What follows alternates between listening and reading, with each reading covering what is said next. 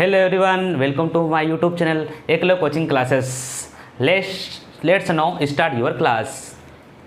तो बच्चों, हम कक्षा 10वीं का मैथ लेकर आए हैं, जिसमें हमारे पास है पहला अध्याय जिसका नाम है वास्तविक संख्या। वास्तविक संख्या को हम इंग्लिश में कहते हैं रियल नंबर। इसके बारे में हम पढ़ेंगे। देखो, वास्तविक संख्या पढ़ने के पहले हमें इसका इंट्रोडक्शन है ना, इसका हमें परिचय जानना बहुत ही ज़रूरी होता है ना। तो सबसे पहले हम क्या करेंगे, जो हमारे पास दिया है वास्तविक संख्या जिसे हम कहते हैं रियल नंबर, इसका परिचय देख लेते हैं, है ना। हम थोड़ा कुछ फैक्ट है, इंपॉर्टेंट फैक्ट है, उसके बारे में चर्चा कर लेते हैं। देखो, आप 9th क्लास या 8th क्लास में आपने सुना होगा, समझा होगा, थोड़ा पढ़ा होगा, है ना। उसके बारे में हम थोड़ी चर्चा कर लेते हैं कि क्या होता है करके। देखो, सबसे पहले क्या होता है, आपने पढ़ा होगा, है ना, प्राकृतिक संख्या। क्या पढ़ा होगा? प्राकृतिक संख्या या प्राकृत संख्या। क्या पढ़ा होगा? प्राकृत संख्या पढ़ा होगा। इसके बारे में आपने पढ़ा होगा। क्या पढ़ा होगा? प्राकृतिक से इंग्लिश में कहते हैं नेचुरल नंबर। क्या बोलते हैं? Natural number. क्या बोलते हैं? Natural number. इसके बारे में आपने देखा होगा। क्या होती है प्राकृत संख्या? देखो, इसमें क्या होता है कि वह संख्या जो एक से प्रारंभ होती है। क्या होती है? एक से प्रारंभ होती है। जैसे क्या 1 2 3 4 5 6, है ना, और अनंत तक जाती है, इन्फिनेटिव। मतलब कि कहने का मतलब ये होता है कि प्राकृतिक संख्या वह संख्या होती है जो एक से तो प्रारंभ होती है और जाती कहाँ तक है? अनंत तक। बात आ रही समझ में? उसके बाद हमने दूसरी संख्या पढ़ी होगी, पूर्ण संख्या। क्या पढ़ी होगी? पूर्ण संख्या के बारे में पढ़ा होगा। किसके बारे में पढ़ा होगा? पूर्ण संख्या के बारे में पढ़ा होगा। पूर्ण संख्या। क्या पढ़ा होगा? पूर्ण संख्या। क्या पढ़ा होगा? पूर्ण संख्या। इसे कहा जाता है होल नंबर। क्या कहा जाता है?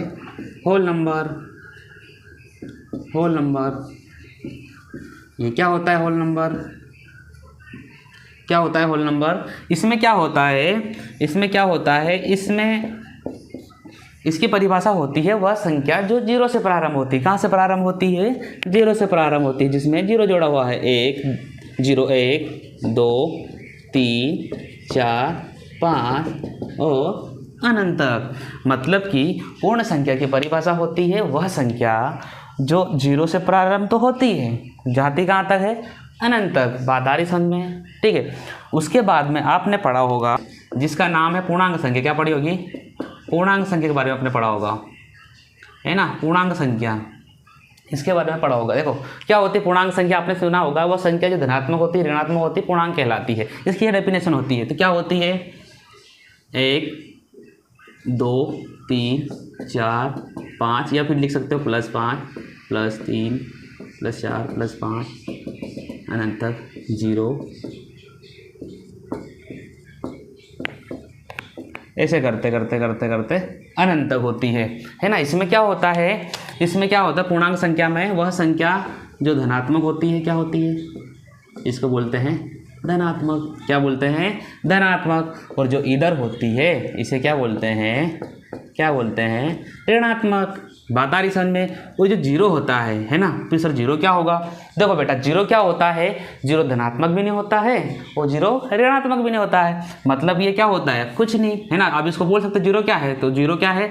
धनात्मक भी नहीं है और ऋणात्मक भी नहीं है। लिख सकते हैं साथ, धनात्मक भी नहीं है 0, धनात्मक भी नहीं है, एवं क्या ये? एवं ऋणात्मक भी नहीं है, एवं ऋणात्मक भी नहीं है। बात आई समझ में?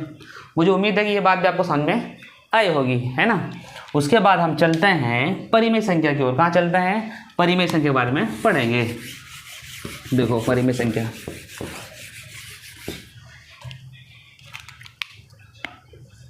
परिमेय संख्या क्या पढ़ोगे?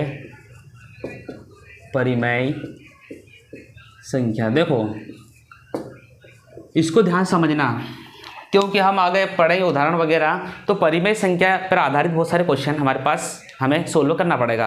तो परिमेय संख्या को हम डिटेल में समझेंगे क्या होता है परिमेय संख्या। देखो, आपने इसकी परिभाषा पढ़ी होगी परिमेय संख्या की, कि वह संख्या होती है जिसे हम P/Q के रूप में लिखते हैं, परिमेय संख्या कहलाती है। अर्थात P/Q कभी भी 0 नहीं होता है ना।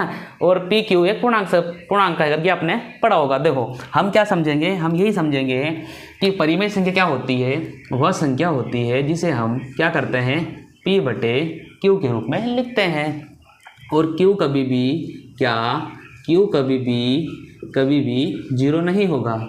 क्या नहीं होगा? जीरो नहीं होगा। और क्या हम कह सकते हैं? हम कह सकते हैं p और q, क्या p और q ये पूर्णांक है। अभी पढ़ के आया हूँ ऊपर, पूर्णांक है ना। पूर्णांक का मतलब क्या होती है? ये धनात्मक भी हो सकती है, ऋणात्मक भी हो सकती है, मतलब धनात्मक भी हो सकती है और ऋणात्मक भी हो सकती है। उसके बाद हम क्या पढ़ेंगे? उसके बाद हम ये पढ़ेंगे कि p और q का जो HCF होता है, क्या होता है? का HCF जो होता है वो क्या होता है? एक होता है। क्या होता है उसका HCF? एक होता है। वह संख्या क्या कहलाती है? परिमेय संख्या कहलाती है। बात आ रही समझ में? तो देखो हम कुछ उदाहरण देख लेते हैं। उदाहरण जैसे कि 5/2 हो गया, है ना। 6/1 भी हो गया, है ना। और कोई संख्या अपन माइनस में ले सकते हैं, माइनस की 7/2, है ना। कोई संख्या 0/1 भी आप कर सकते हो ना। कभी भी आप यूँ नहीं कर सकते, ये वाला कभी भी आप बटे में या क्यू कभी भी जीरो नहीं होता, ये हमारी परिमेय संख्या नहीं होगी।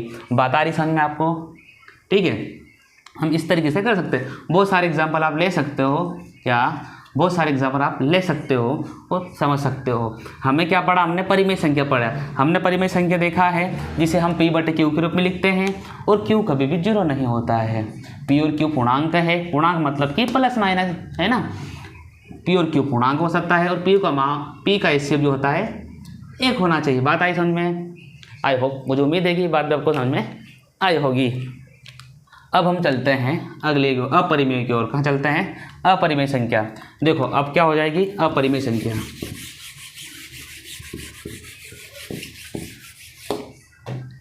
अब पढ़ेंगे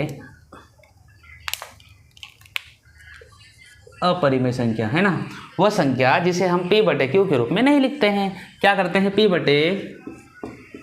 के रूप में नहीं लिखते हैं, है ना। फिर हम किसे लिखते हैं? हमें इसे रूट के अंदर लिखते हैं। √2, √3, है ना। इस तरीके से जो रूट के अंदर होती है वो संख्या अपरिमेय संख्या कहलाती है।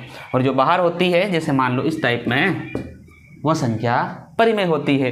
अपरिमेय मतलब जो रूट के अंदर संख्या होती है ना। और अगर आपसे पूछे कोई कि पाई क्या है, पाई परिमेय है क्या परिमेय है, तो आप बोलोगे पाई एक अपरिमेय संख्या है। क्या है ये?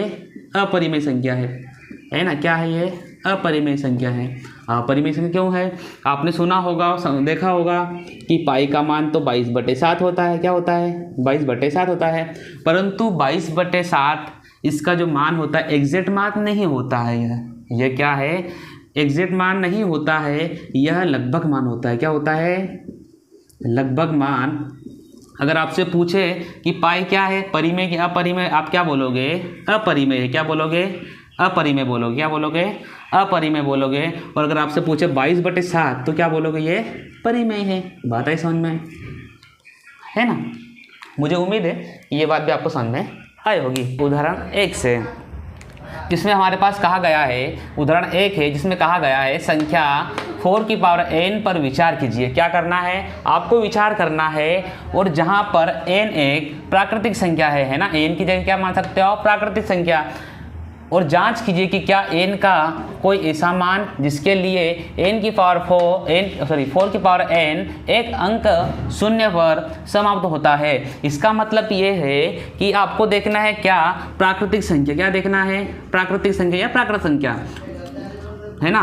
तो वह संख्या होती है, प्राकृत संख्या वह संख्या होती है जो 1 से प्रारंभ होती है, 1 2 3 4 5, है ना, अनंत तक जाती है। ठीक है, उसमें यह कहा गया है, क्या कहा गया है कि जो 4 है, क्या है ये 4 है, इसके आप कुछ भी पावर रखो, है ना, कुछ भी पावर रखो, मतलब कि आपके पास प्राकृतिक संख्या होना चाहिए। चलो आपने अगर सोचा, आपने क्या सोचा कि सर मैं तो 1 रख लूँ, है ना, किसी ने सोचा कि सर मैं 2 रख लूँ, 3 रख लूँ, 4 रख लूँ, वो अपने विचार है। ठीक है, तो किसी ने क्या सोचा? 2 सोचा, किसी ने 5 सोच लिया। ठीक है, इस तरीके से क्या 4 की पावर 1, 4 की पावर 2 और 5 की पावर 5, 4 की पावर 5 आप ऐसा रख सकते हो, अपने हिसाब से अपने प्राकृतिक संख्या रखी है। परंतु इसमें कहा क्या गया है? इसमें यह कहा गया है कि क्या 4 की पावर 0 कभी हो सकती है? क्या 4 की पावर कभी 0 हो सकती है? हम उसके बारे में चर्चा करेंगे। देखो हमें क्या करना है, सबके गुणनखंड कर सकते हो आप। हम 4 के कर लेते हैं पहले गुणनखंड, है ना, ये बड़ा हो जाएगा। आप किसी का भी कर सकते हो, 4 का देख लो, है ना, 4 2 दूनी 4 2 एकम 2, ठीक है, ये हो गया। अब हमें क्या करना है, ऐसा गुणनखंड करा हमने तो 2 × 2, इससे क्या 0 बनेगा, क्या 0 बन रहा, क्या नहीं बन रहा। आप सोचोगे सर 0 नहीं बन रहा तो 0 बनेगा ही नहीं, तो कैसे क्या करेंगे। इसमें क्या होता है, अगर आपके पास 2 × 5 अगर मिलेगा तो आपके पास 0 बनेगा। अगर आपके पास 2 × 2 × 5 × 5 तो आपके पास क्या बनेगा, 0 बनेगा। कहने का मतलब ये है कि अगर आप 2 दिखाई दे, उसके साथ में इंटू में 5 होना, वह संख्या शून्य पर समाप्त होती है। परंतु इसमें क्या होता है, 2 दिखाई दे रहा है, मतलब इसमें 5 आएगा ही नहीं, इसलिए यह संख्या शून्य पर समाप्त नहीं होगी। क्या होगी, शून्य पर समाप्त नहीं होगी। तो इसे हम कैसे लिख सकते हैं, देखो हम इसे कैसे लिख सकते हैं, देखो इसे हम लिख सकते हैं हल करके हम इसे क्या लिख सकते हैं कि 4 की पावर n, क्या लिखोगे, 4 की पावर n के अभाज्य, क्या अभाज्य गुणनखंड, क्या गुणनखंड करने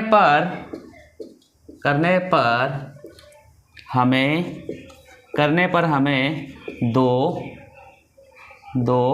प्राप्त होता है। क्या प्राप्त होता है, 2 प्राप्त होता है, लेकिन हमें 5 प्राप्त नहीं होता है, 5 प्राप्त नहीं होता है ना, प्राप्त नहीं होता है। अतः यह संख्या, अच्छा यह संख्या फिर या 4 की पावर n अंक 0 पर समाप्त नहीं होगा, नहीं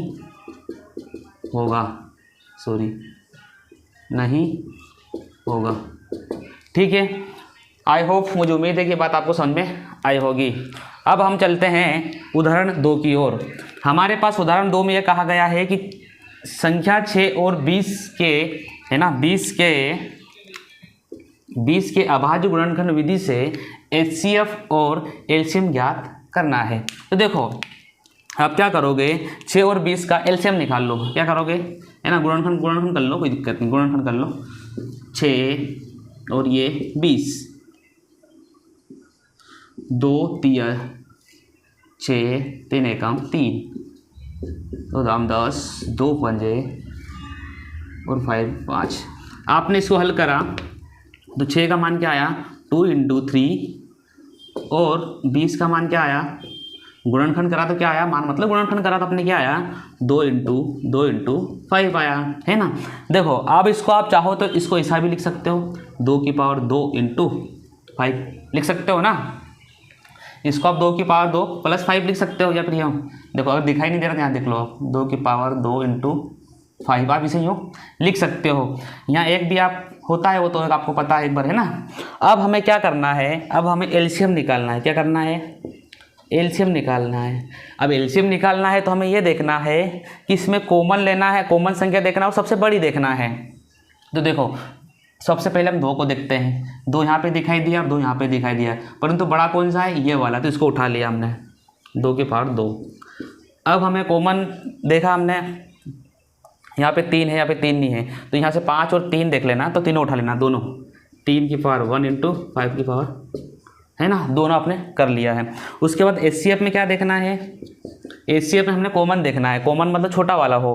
क्या देखना है, छोटा कॉमन, जिसमें 2 की पावर 1, 2 की पावर 1 और कोई कॉमन दिखाई दे रहा है क्या, नहीं, मतलब ये हमारा आंसर हो गया। आधी बात समझ में, ठीक है। अब इसको हल करेंगे तो कितना हो गया, 5 या 15 और 4, 15 चौके 60, और ये कितना हो जाएगा, 2। तो हमारे पास हम कह सकते हैं 6 और 20 का HCF कितना आया हमारे पास, 2 आया है, और 6 और 20 का LCM कितना आया हमारे पास, कितना आया, 60, ठीक है, बात आगे समझ, यही हमारा आंसर था, हमारे पास इसी के बारे में पूछा था। अब चलते हैं उदाहरण हम तीसरे की ओर।